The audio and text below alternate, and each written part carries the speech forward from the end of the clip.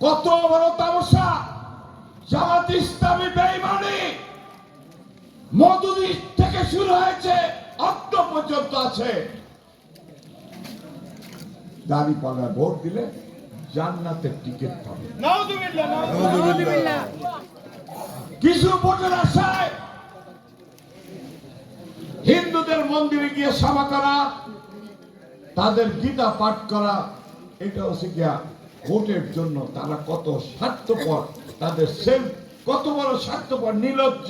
ভোটের জন্য ওনারা সব পারে। আরেকটি চরমনাই,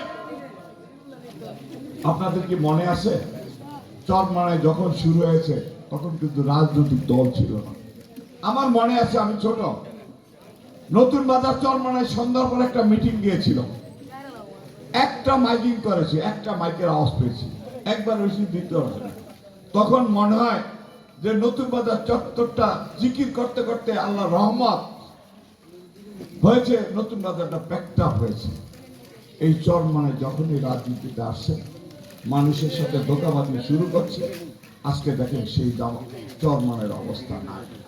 ওনারও বলে পিয়ার পিয়ার পিয়ার, আর দেখেন ভোট দিন পাখায় পাখায় পাখায়। এটি আর একটা প্রতারণা। এই চরমনাই হুজুর আওয়ামী লীগের বড় দালাল ছিল। প্রত্যেকটা নির্বাচনে তারা অংশগ্রহণ করেছিল আওয়ামী লীগের সহযোগী হিসাবে। যখন বরিশাল পৌরসভা মেয়র ইলেকশন করতে গিয়ে ভালোভাবে নাস্তা দিয়েছিল ছাত্রলীগেরা, তখন থেকে উনি এই দালালি আর বাদ দিয়েছে। এখন জুলাই আগস্টে আমাদের সাথে ছিল, ওই মাইক খাওয়াতে ছিল, নাহলে থাকতো।